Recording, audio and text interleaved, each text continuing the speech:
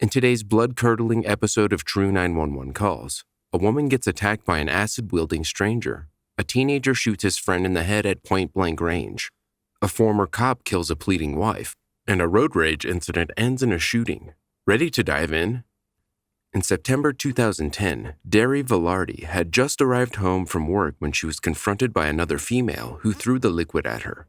911 emergency. Excuse me, somebody who threw acid on my mom.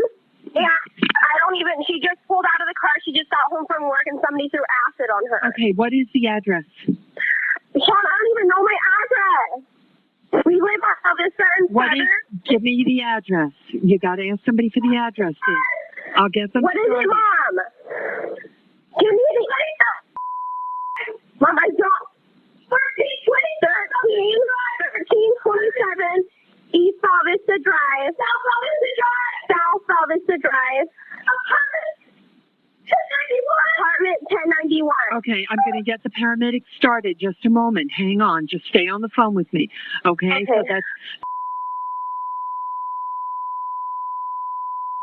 comes up in the middle of the street. Okay, but what's the name of the apartment complex? Vista Grove. Okay, just a moment. Let me get them started. Hold on just a second. What do I do? She has acid on her body. Just wait for the paramedics. Hang on one second. I do have the address now. She's in the shower right now. No, don't tell her not to go in the shower until we get the information. She said not to go in the shower until you get the paramedics. Okay. She's already in the shower. Tell them not to have her in the shower. Okay. Not to have you in the shower. Mom, who threw acid on you? Some woman. Okay, so your mother is conscious, alert, and breathing right now, correct? Yes, she's Does screaming. She know who the person is that threw Mom, the acid? you know who the person is that threw acid on you? My mom does not know who she is. Okay, hang on one second. Was she in the apartment complex, Mom? Some lady in the apartment complex. Okay, is your mother still in the shower? No, she just got out of the shower. Okay, all right, hang on. I tell her I do have police and paramedics on the way. Okay. Does she need to dry off? I have to. I am not medically trained on getting them to you, okay? But I need you to give me some more information. Hang on one second. Do I need to describe you what the lady was like? Yes, I need to find out if she's Hispanic black, woman. white, Hispanic woman. Okay. Hispanic woman with about her hair how in a old? bun. About how old? Like in her 30s or 40s. 30s or 40s. Okay, 30 to 40. What color shirt was she wearing? What color shirt? Black shirt, black shirt, black jogging sweatpants that look like capris. Okay, hang on one second. Did she get it in the car? She got it in her car too. She threw it while your mother was in the car? Yeah, she just pulled up from work. My mom was screaming outside the apartment. Okay, hang on. Her car door was open and everything. Let me just put this all in here. Does she know what direction the woman went? What direction did she go? She ran south. She ran north. What area is she burned on there? Ask me questions. She burned all over her body. Like, okay. Her face. Like, it's on her face. I can already see her skin, like, lighter and darker. Now, is the suspect, what direction did she go, on foot or in a vehicle? Did she go on foot or a vehicle? On foot. Hang on one second. All right, she's trying to shower it off. Just cool water, not hot, not cold, just cool, okay? And I do have them on the way. Not cold, not hot, just like cool water. And what is your mother's name? They're asking her name. Terry. Terry? Terry. Gerri. Okay, what's your name? Jasmine. Okay, hang on one second. You found her? Oh, well, checking out from everywhere. Found who? Oh, what? Sean, my friend, just said he has heard that she's a white lady with all black on. Do you know it? Does he know where she is? Like Jasmine, and she had a black shirt and black Black shirt, black We sweatpants. did put that in there. Now, did he see where she is? Now, can you answer, Jasmine? Did he say that he saw where she is now? People have seen her in the apartment complex. He's looking for her right now. Who's looking for her? My friend Sean. Okay, hang on one second. So she may still be in the apartment complex?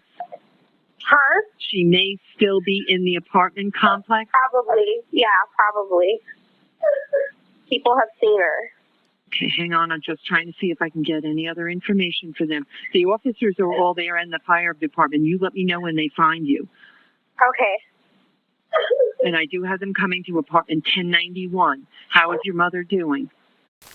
Just as Velarde was getting out of her car, a woman approached her with what she thought was a cup of water. I was coming home from work, and I pulled into my parking spot at the apartments, like I always do, and I was excited to run inside, change clothes, go meet a friend, and I was opening my car door, and I saw a woman coming up from behind, towards, from the back of my car, and I thought she was going to approach me and speak to me, but she didn't say anything, and she looked like she had a drink in her hand. It looked like a clear glass of water, and then she just tossed it in my face and started to lightly jog away. She didn't even full-on run. She just kind of jogged away, and I knew it immediately it was acid or something acidic. It was burning. So she didn't say a word. It was just a glance, no. and then that was it, huh? Yeah. You talked earlier with Erica Hill when you spoke with her on Thursday about this being premeditated. How much does that scare you to know that someone was tracing your steps and knew your exact schedule? It was very scary. I haven't been back since, as a matter of fact. I was afraid to go back to my apartment. And it's scary just knowing that I'm pretty aware of my surroundings, especially at night and things like that. But it was the middle of the afternoon. I wasn't thinking anything of it. Like I said, I was just getting ready to run inside, change clothes, so I wasn't being overly cautious, But to know that somebody might be following you or watching you and you have no idea. The 41-year-old quickly ran inside her apartment, washed her face in the sink, ripped off her clothes, and jumped in the shower. According to the paramedics and the police, her instincts and actions saved Velarde from sustaining the severity of the burns. She was hospitalized in the burn unit of Maricopa County Medical Center in Phoenix for 6 days.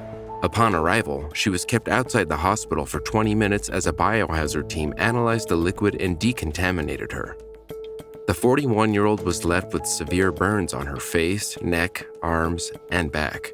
Her tongue was also affected. The emergency crew that responded to the crime also had to be treated because their eyes were red and burning from the vapor coming from the acid. In an interview, Velarde recalled the vicious attack and said, "She just stopped abruptly and looked at me and threw it in my face." Velarde claimed that she did not know the woman. However, she said there was a slight familiarity. When you were here, you said you weren't sure who attacked you. It was a split second, but you noticed an evil look in her eye, and there was something familiar about this person. Has anything clicked in that time since we last spoke about who this person may be or how they could potentially be connected to you? No, really, it's kind of all still the same, I don't recall her. We're still working on, who she is and the connection, obviously, behind who did this. She described the suspect as a 30 to 40-year-old Hispanic woman with black shoulder-length hair, about 5 foot 6 inches tall, 140 pounds, and she was wearing a black tank top and black sweatpants with a white stripe. Velarde's son spoke about the difficulty of his mom's attack. As you can imagine, just seeing your mom in illness or in any kind of pain is hard, but to know that somebody did it out of hate and just pure evil, it's tough. Yeah. He expressed how proud he is of his mom for remaining upbeat and positive. I don't know how she can stay so positive and strong. It's incredible. I don't know how I would handle this or deal with it, definitely. Are you proud of her? Yeah, very. When asked if she had anything to say to her attacker, Velarde responded, "I'm the kind of person that I'm not going to. I'm just not going to waste any more of my time thinking about her, or she's just not a thought in my mind." Derri's road to recovery hasn't been easy, but she has not given up. How are you doing? How's your healing process going? It's going really well. I'm really surprised as far as how quickly the burns continue to get better every day. still a little uncomfortable. You know, I'm not on any pain meds anymore, so I'm dealing with that. And, you know, but I'm doing good. Good. Yeah. If you're a true 911 fan, don't forget to like this video.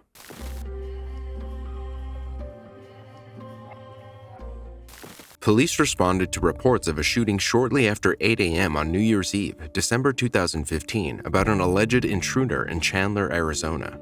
Check run 911. Where's your emergency? Hi, yes. I just had an intruder over at my apartment. Okay, hold on. Where is that located? The intruder is down. I shot him with my weapon. Okay. I need the address. I need the address. Oh, my apologies, sir. It's going to be at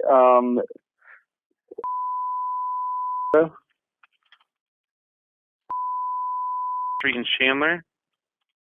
Yes, ambulance is needed. And okay, hold on. The apartment number? It's going to be 2031. 2031. Okay, hold on. Let me get the paramedics online. Hold on, please. Fire department. What is the address of your emergency? Hi, yes. I had an intruder alert over at my house. It's over on Street. Okay. All right. But you're saying is somebody breaking into your house? No, somebody has broken into my house. I was in the other room when I heard the back door opening on my balcony. Okay. And that's when I grabbed my pistol. The suspect is down. Are you still on the line? Yes, we are. Yes. Okay. Was there a fire or some sort of medical? Is there an injury? Shot the intruder. Okay. He's very injured. I might have hit him in the right or left shoulder blade, so we might have a serious issue here. Okay. And what is your apartment number? It's going to be 2031.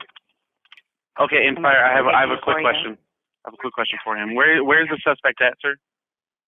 Okay, the suspect is located right about 10 feet from the back balcony door. I was in the kitchen when I noticed him, and he is now parallel with the door and the kitchen. Okay, so he's on your patio. No, he's inside my house right now. I fired one round, and it appears to have gone through his skull. It appears to have gone through his skull or his shoulder blade? Hopefully it's not his skull. I believe it might have been his right cheek. Okay. Oh, 1 second, man. My girlfriend's freaking out right now. Okay, sir, where's the weapon right now? I have the weapon right now on my hip. Okay, is it holstered? Yeah, holstered, yes. Sir, is the guy moving at all? Is he responding? Hello? Sir, hey, okay. You okay, man? No, sir. He's unresponsive. Okay, sir. I'm what I need you to do right now is if you can step outside right now. Take your girlfriend with you. You're gonna step outside. Take me on the phone with you. The officers are asking this. Okay, hold on 1 second. Let me check that gun real quick. I don't want you to step out yet. Hold on. Okay. Honestly, officer, as far as I am to say, I believe the suspect is deceased. Okay, listen. Okay, I'm getting this from the officer. Keep your weapon holstered. Okay. And you're going to go outside with your girlfriend to meet the officers. Yes, sir. Would you like me to go out there right now? Yes, go out there right now. Okay, come out. Actually, my girlfriend just took my weapon. Where's my pistol that I had? They need to see that. Okay, so it's not holstered. It is holstered. She just grabbed it off. I took it off my hip. It is. I had it holstered when he came in through the back door. Okay, where is the weapon right now? The weapon is on my hip. On your hip. Okay, leave it there. You and your girlfriend are to step outside and meet the officers. Okay. Keep your hands up just so the officers can see your weapon, see your hands clear from it. Okay. And you're just going to stay on the phone with me. I'm sorry, sir? Just stay on the phone with me just so I can... Just stay on the phone with me until I know that you're with the officers. All right, yes, sir. Walking out of my bedroom. And is your girlfriend right next to you? Yeah.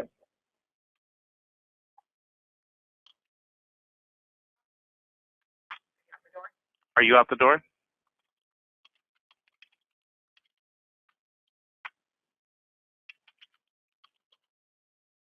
Hello, sir.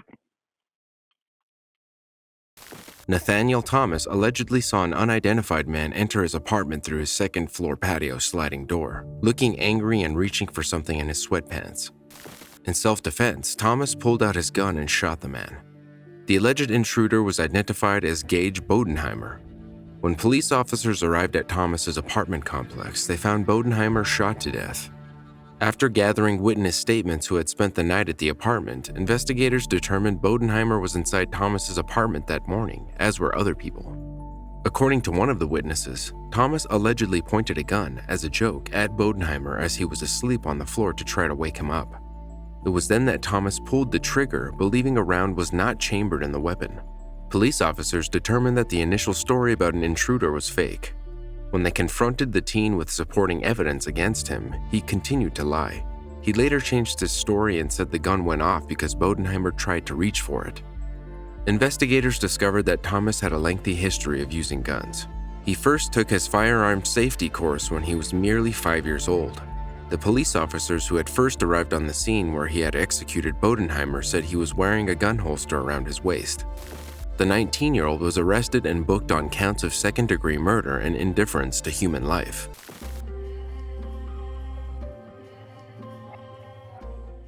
40-year-old Andre Murphy, a former police officer with the Cedar Hill Independent School District, arrived at his ex-wife Katina Murphy's home and kicked in the front door as she pleaded with 911 officers to send help fast. Please send somebody. Send somebody right now. I think my ex-husband is going to try to break in the house. Send somebody, please. Okay, stay on the line with me. Are you home alone? Yes, I am alone. Mama, come back home. Mama, come back home. Send somebody. Man, you talking to me is not going to slow anything down, okay? Stay on the line with me. Is he outside? What's your... Man, can you run out the back? Ma'am? I can't get to it now. Do you have a weapon, ma'am? Ma'am, do you have a...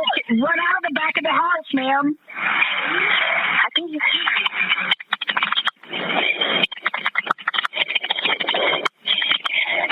Ma'am, hurry. In March 2013, Katina moved into her mother's DeSoto home after filing for divorce from her husband. According to reports, the couple's marriage was failing and Andre started to get hostile and violent toward his wife. In September of 2012, authorities were called after reports of a domestic incident. Katina claimed her husband had assaulted her. Officers determined that they could only charge Andre with a Class C misdemeanor citation. They advised Katina that they could not force him to leave the home that night. Along with her 6-year-old daughter, Katina left with just a laundry basket full of clothes. The next day, she requested the police accompany her to her marital home so that she could retrieve some more of her things. She found that most of her shoes and clothes had been cut up, and many other belongings were also destroyed. Despite the reports of violence and then ongoing divorce proceedings, according to a family friend, Katina had complained that Andre was stalking her in an effort to reconcile. In an affidavit accompanying her divorce filing, Katina said, "Andrew is not mentally stable, and actions need to be taken to protect my child and myself from him and the hostile environment." The final divorce decree granted Katina sole custody of the couple's daughter. She had been alone at her mother's house that fateful night when she heard someone trying to break in. When she saw that it was Andre trying to kick in the door, she immediately called 911. Police arrived and found both Andre and Katina dead from gunshot wounds in the primary bedroom closet where Katina had been hiding. Subsequent investigation determined that Andre shot and killed Katina and then turned the gun on himself. Neighbors said the details of the murder-suicide were heartbreaking. One neighbor, Charmaine Price, said, "We're like a family on the street. For this to happen, I'm baffled. I can't describe I haven't slept. Just knowing we lost 2 people who lived on the street were like family to us. It's very disturbing." DeSoto Police Captain Ron Smith said, "It's a tragic situation. Not only did 2 people die, but a young child lost her parents." The couple's 7-year-old daughter was not at home at the time of the shootings. Jermaine Pearson, a cousin of Andre Murphy, said the couple's daughter is now staying with other family members.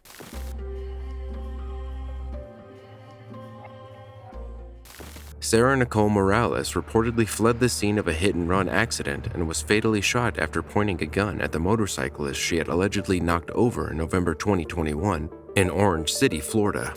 911, where's your emergency? Hello? Oh, yeah, there's a lady in a blue Kia Mustang.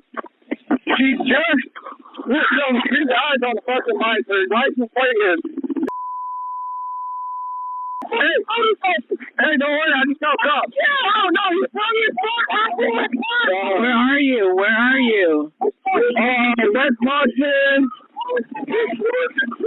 and North Georgia Avenue. Okay. Why are people yelling, sir? I can't hear or understand what's going on.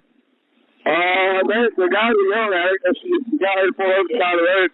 She got wiped off the deal on the big pipe. Okay. Sir, was anybody hit? Yeah.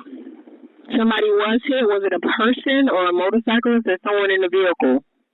It was a person on the motorcycle that got hit by a car. Okay, thank you, sir. Is the motorcyclist down on the ground? Is he breathing and conscious? He's fine. Okay. The lady just took off the left. What kind of vehicle was it? It's a blue Kia. I'm trying to get up to it. Yeah, say exactly what time. Okay, because I couldn't understand you with the tag number. But the motorcyclist is fine?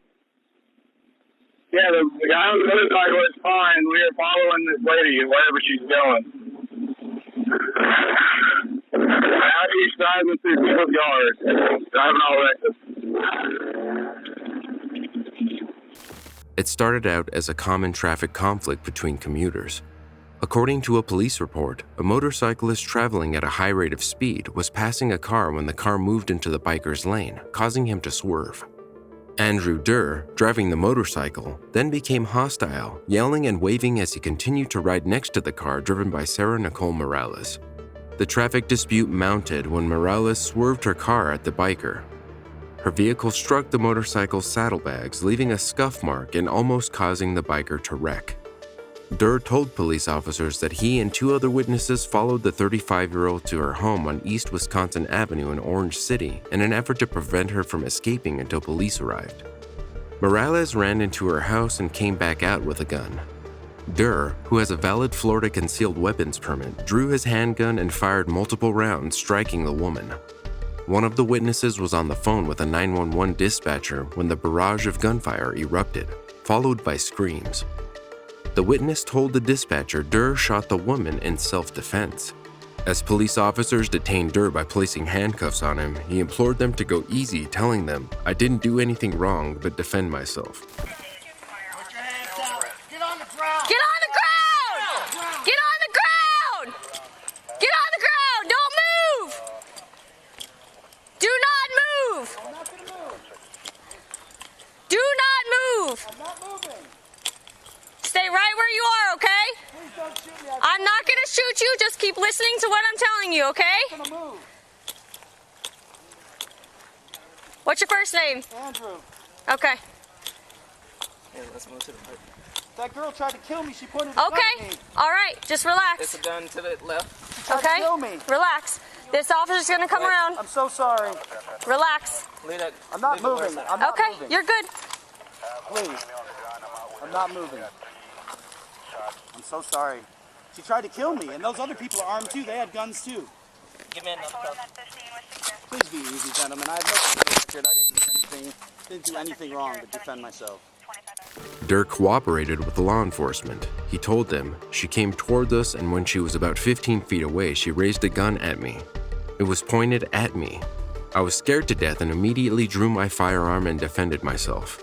Assistant State Attorney Brian Shorstein, a spokesman for the 7th Circuit State Attorney R.J. Larissa, wrote in an email that Derr would not be charged. Shorstein reported, "The State Attorney's Office has completed a comprehensive review of this case. The Orange City Police Department concluded, after a thorough investigation, that the suspect would not be charged with a crime." Morales was a library assistant to support her 11-year-old daughter. Her child heard the gunshots from inside the house. According to the victim's mother, Doreen Flaherty, Morales was 4 or 5 months pregnant. She expressed her anger toward the prosecutor's decision not to prosecute Derr. For more True 911, watch this episode next. You can also let me know which call was your favorite in the comments below.